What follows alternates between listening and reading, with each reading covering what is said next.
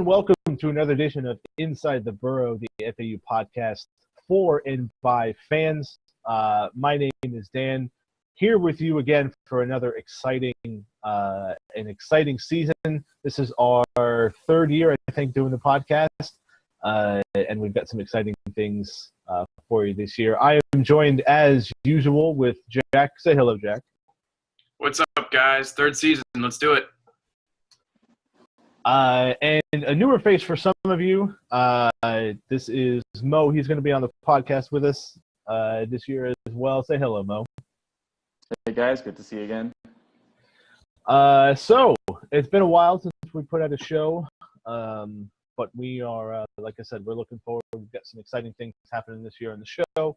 Little changes. We're going to have some new faces occasionally kind of pop in. And really kind of get more interaction with the fans as we move forward. So I think we did a show kind of wrapping up the Lane Kiffin signing and that reaction a couple months ago at this point. So really, we're just going to dig right into this year, heading with. I guess we'll start off, kind of do things in order as the season started. We'll start off with Conference USA Media Days that was held in Dallas. The biggest things that really there's two things that we'll kind of talk about here. But FAU was picked 5th in the East. Overall, or I guess in the East. So even in our down years, we are still picked ahead of FIU. Just the way it goes. But I was so being picked 5th. Kind of get some discussion here on get you guys' thoughts on this, and I'll let whoever wants to go first can go. But do you think being picked 5th is a fair assessment of this team? Well, Dan, I think it is pretty fair. I'm always an optimist when it comes to the beginning of the season. But the media and the coaches, they've all said for the past 3 years that FAU is on the cusp of beginning that transition to being a bottom dweller to a CUSA competitor for the championship. They've said that the past 3 years, and every year we have fallen flat in our face. And now they're going to say that you're going to finish 5th unless you prove to us that you are real this time. We're going to say that you're at the bottom of the barrel. And I don't think we have anyone to blame but ourselves. Yeah, Jack, I'll agree with you. It's a good assessment. We haven't been finishing much higher than that, so why would they pick us to finish higher than that now? Lots of question marks also on the roster. The schedule is pretty tough, playing at Old Dominion, at Western Kentucky, and at Louisiana Tech. So with all that combined, yeah, it's probably an accurate assessment right now. And Old Dominion they're going to be good this year. Western Kentucky, they could win the conference. Middle Tennessee is still looking good. Marshall with Chase Litton back at quarterback. He got hurt around the middle of the season. You expect them to pick up where they left off a couple of years ago. It's not going to be easy. And FIU's gotten better. And we lost to Charlotte last year. So, all the games in the East for us, they're not going to be easy. It's not going to be any walk in the park. Yeah, definitely, and I'll agree with what you guys said, and we'll, as in the next couple of shows, we'll dig a little bit deeper into the schedule and kind of pick out where we see those wins. But like Mo said, going to Old Dominion, Western Kentucky, and Louisiana Tech, you could basically, I would pencil those in as losses, right there. So yeah, and the teams that are ahead of us. Really, the only team that you think we'd have any type of chance, I shouldn't say any type of chance, but you could put us ahead of Charlotte, maybe. But Charlotte has a pretty solid quarterback coming back. And again, they beat us last year. Yeah. So. And the year before that, we barely won that game. We won it in one possession. Yeah, that was the OC Rose coming out show. He had That's right. Yeah. Pick six and fumble recoveries all over the place. Yeah. So Charlotte always plays us well. So again, it's not going to be easy. Yeah. So we have to improve it. There you go. An important thing to remember too is just that just because you don't win 3, 4, 5, or 6 more games than you did last year doesn't mean you're not a better team. Nick Saban's first year at Alabama, he won only one more game than they did the year before. So, might take a year. Yeah, I think so. Like one of you mentioned, I can't remember who it was, about the roster. There's a lot to talk about on the roster. And we'll dig into it a little bit here.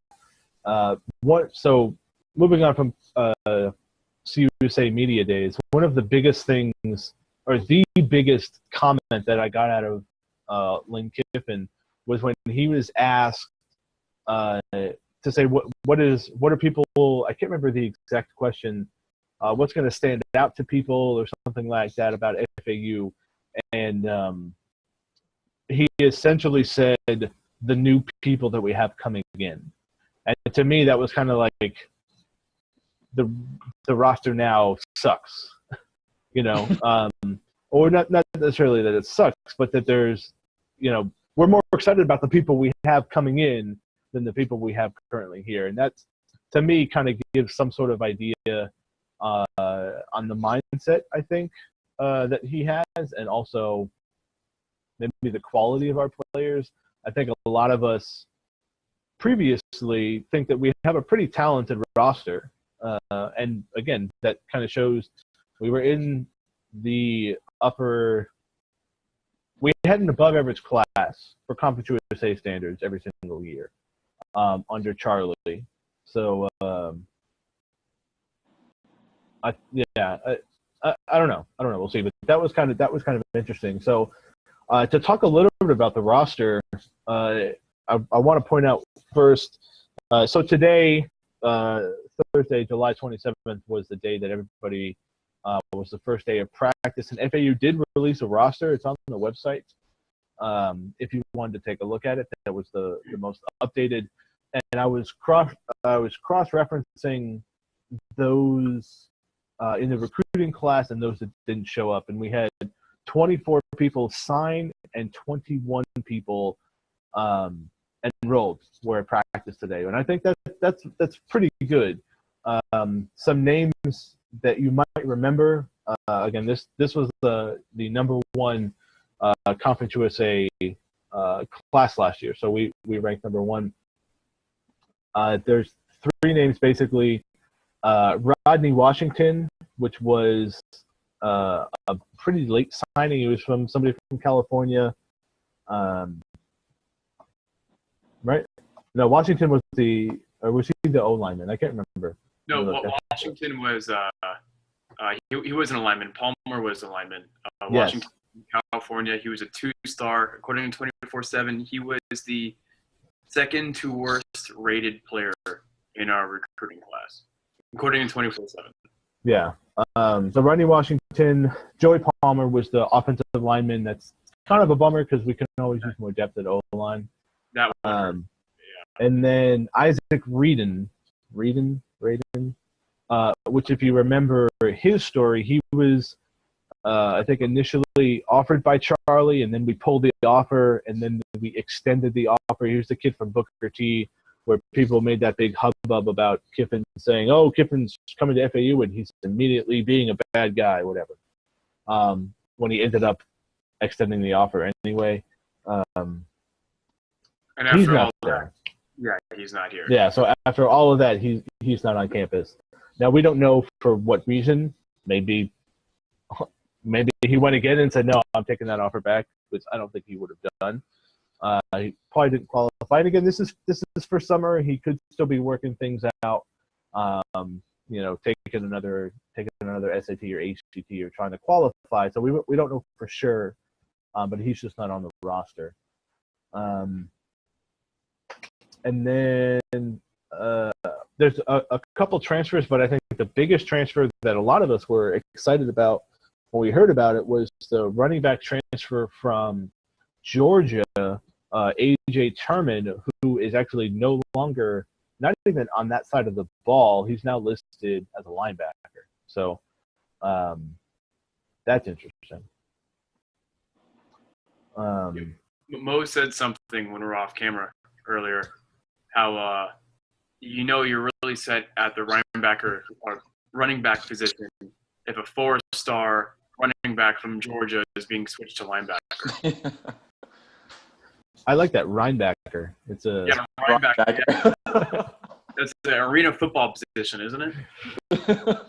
Sounds like a German soldier. I'd say it's German Europe. Yeah. So that's a good point that we are that stack that we're turning down 4-star players and perhaps things that didn't work out. And linebacker is certainly a position in need as well. So excuse me. So to kind of finish up with the roster today, like the first thing that Lane said after his press conference on the field right after practice was that he's not talking about who's not here and who is here. So this is, we're just going off of what the roster says.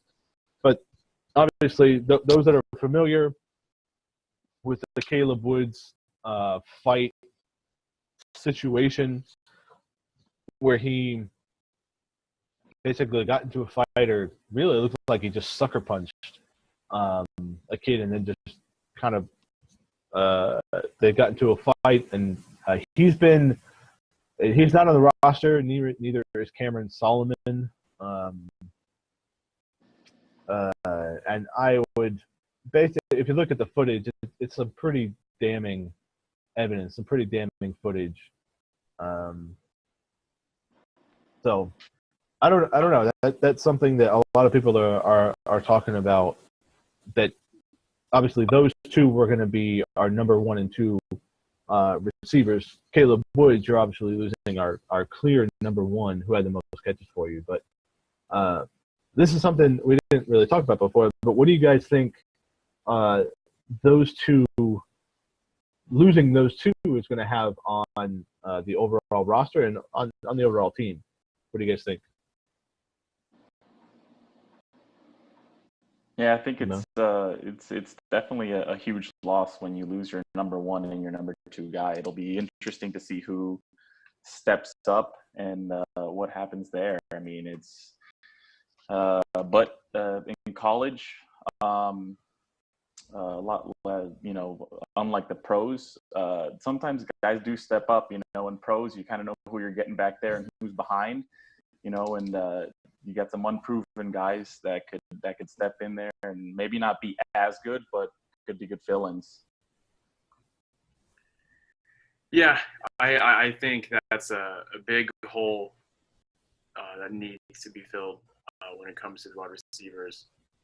It kills us. Also on the roster, we saw that McNeil, who was the receiver at Texas before going JUCO, is now listed at tight end. So really, who does that leave as a receiver? Nate Terry, and who was converted from a tight end a couple years ago. After that, honest to goodness, I don't know. You've got what's his name? Pico Harrison. Pico did good in spring, actually. Yeah. So we'll talk a little bit more about positions as we get as camp unfolds, and we'll probably take a good look at the depth chart once that first one gets released. But we kind of wanted to kind of just discuss the roster and where it's at. So yeah, Solomon and Woods are not on the roster, and I'd be pretty surprised if they were back. Yeah. In FAU blue or red. So we'll finish up here with a couple things. One of the things that I think is pretty interesting and also very exciting, but just whatever we do this year, and again we've kind of talked about the Lane Kiffin effect basically, but one of the things is we're really going to be under the microscope. We're getting a level of reaching an audience that we've basically never seen before, and part of that was the Last Chance U, which DeAndre Johnson and Tim Bonner have been a part of, or we're on. If you haven't seen it, check it out. It's something that's on Netflix. But I think that's something that's pretty. It's pretty exciting. Win or lose, it's going to be a pretty eventful year, I think. Yeah, it's really cool to see how Last Chance U, the Netflix show, has given FAU some more fans. Like you said, with Johnson and Bonner and Lane, the Lane effect. People across the country now know who FAU is.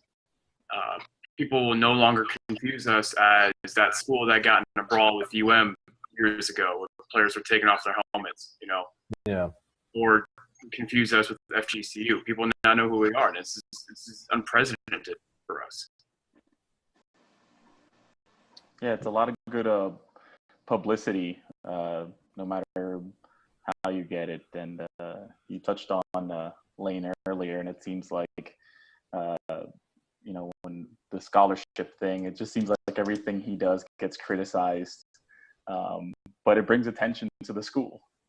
Yeah. Yeah, it's certainly, and I think at this point it's something that FAU needs. If we're going to take a step forward, now's the time for us to kind of take that step forward. Get to 6 games, win a bowl game, and then build from there. Also speaking of the Lane train, we can't forget about talking about we can't forget to talk about Lane trolling the heck out of Ole Miss by following several Ole Miss Twitter accounts after Hugh Freeze was fired or resigned or whatever. That was pretty funny. And again, that impact that it had, that Lane Kiffin is news again for something that's not even on his team. Yeah, Florida Atlantic head coach Lane Kiffin trolls Ole Miss. He didn't have to do anything. He didn't have to work for it. It was just free publicity. And it was the biggest news story in college football for 2 straight days. Whether it was people speculating that he was going to leave Ole Miss because he's following these Twitter accounts, or that he's now trolling them because an Ole Miss co-ed said, please come to Oxford. And he said, LOL, no thanks. Didn't he reply with a GIF? Yeah. I forgot which one it was, but it's basically like one of these. Like, no, not happening. It's just great. I think Ken Levicka mentioned it on the radio program that he has. Yeah. It just brings more free news to FAU that we've never had before. Yeah, Ken went on a pretty good rant, and we'll put a link to the rant down in the description and in the show notes, so you guys can check that out. But it was a pretty good thing that talked about how crazy it was that Lane Kiffin's not going anywhere basically this year. And we could probably get used to him being linked to every opening in college football and any coordinator position in the NFL too. Yeah. So it's something we're going to have to hear all year. Yeah, absolutely. And I think, when when this was all again first going down, and people were like, "No, he's such an idiot. He can't do this. He can't do that." He's going to leave after 1 year. When people say he's going to leave after 1 year, one, I don't think so because we're not going to be that good. And I think he does want to continue coaching. Like, he does kind of want to take that next step. And he knows that this is, to be stupidly cliche, this is his last chance here.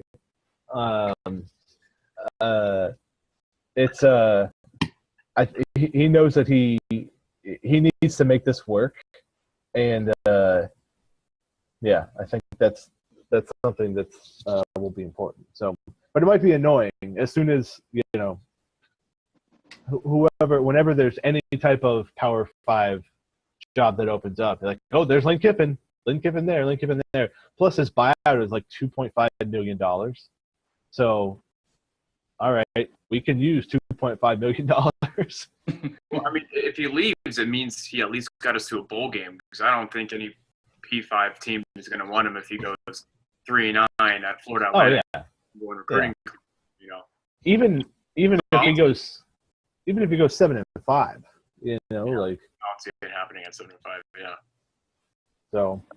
But talk to Netflix about season 3, Last Chance U at Florida Atlantic.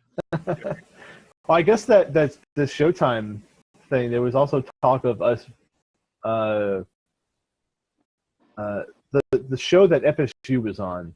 Yeah, last year, where they followed the team throughout the season, right? Yeah, we were linked to that as well, but that didn't work out. Which I'm okay with. I don't. Yeah. We're gonna get enough exposure. I don't want them. Who knows what they'll find, but. So we'll kind of wrap up with some Pro Owl news. Those of you that follow, I don't know, any sports outlet on Twitter know the story of Lucky Whitehead. So we won't dig into that, but we will say he got picked up by the Jets. It's great. He's going to be with some fellow Owls, but it just sucks that it's the Jets. I mean, it just. The Jets. Why the Jets? But he joins Brandon Bryant is also with the Jets, and Randall Johnson, who's a linebacker from a couple years ago, also an FAU alum. He got cut a couple days ago, which is kind of a bummer because we would have had 3 Owls on the same team. But Sherrod Neesman, I think, is still with the Falcons, which is good. But so that's kind of it on the Pro Owl front. Just screw the Cowboys, man. Screw them. After what they did, I'm going to do a hot take. I'm sorry, but you fire someone when you had the evidence right in front of you that he was still in Texas, and apparently he did this crime in Virginia when, like, he boarded a flight the next day from Texas to Virginia. He couldn't have been in Virginia already. It was impossible. Unless you're calling that airline a liar as well. Called him a liar, cut him, but yet they have players who have assaulted women, and that's like their star. That's who's on the cover of their programs and has banners at their stadium. It's just so fake and phony, and I just think it's so disrespectful. Yeah, definitely. I mean, if it was Des Bryant, they wouldn't have cut him right away. So, it just makes no sense why they do that, So if you're a little bit better than everybody else, then you get held to a different standard. It's stupid. And I think that's the thing that bothers me. Is it's not that they cut him. I mean, he had like 2 catches last year. His biggest play as a Cowboy was a return touchdown in the preseason. That was it. So he probably wouldn't have made the team anyway. But to come out and, like, the Cowboys used it as an opportunity to say, well, look, we have this moral high ground and we just don't tolerate that type of thing. And, like, when Jason Garrett said that they looked into this situation and after all the facts and blah, blah, blah, that they felt that this was the best decision. It's like, if you had read everything, if you had done all that, you wouldn't have been able to say, that was the right decision. You would have had to say, yeah, he's not good enough, and cut him. I mean, that's no big deal. So, I mean, if you're going to cut him on the grounds that he's not producing, then say that's why you're cutting him. But don't lie and say that you saw all the facts, because it's clear now that you didn't. And I believe that they deserve him an apology. And and then the way how the Cowboy fans reacted on Twitter, I remember I would say Lucky's biggest play was a punt return where he put the Cowboys. Oh yeah. I forgot. I don't remember if it was a playoff game or if it was one of the last games of the regular season, but a huge national televised game, and everyone was then going nuts about Lucky. Thank you, Lucky, for saving the Cowboys season. Yeah. And then he's cut, and then you see Cowboy fans saying, "Oh, we didn't need him anyways. He's trash. He sucks." And it's just the whole organization is just fake. Just fake. Too bad we have Alfred Morris there too. Alfred Morris is probably going to get cut. I saw something that he was behind like the third string running back as well. He's behind the third now? That's tough. Yeah, I think so. So, oh well. Dolphins could use him, right? Why not? Yeah. Anybody can use an Alfred Morris. So yeah, I think that about wraps it up. Like I said, one of the things we're gonna try to have more interaction with more Owl fans as things go on, and we're gonna start doing a weekly poll. So at the end of every show, we'll give the poll here, and then we'll post it on Twitter and also on FAUOwlsNest.com. So we'll get those together. But this week's question is, what position is the biggest concern to you guys? What position is the biggest concern? Defensive line, offensive line, wide receiver, or everything but the running backs? Okay? So biggest concern heading into the season, defensive line, offensive line, wide receiver, or everything but the running backs. So it was great talking to you guys again. We'll talk real soon. And make sure, check us all out on Twitter at Inside the Burrow. You can also email us as well. And we're available on YouTube, on FAUOwlsNest.com, and also through SoundCloud now. So check us out on SoundCloud. We're moving on. We're going to have some fire mixtapes dropping, right? There you go. Yeah, we'll do that. So for Mo and Jack, my name is Dan. Thanks. We'll see you. Hopefully, we'll have a great season, and we'll see you next week. Go Owls.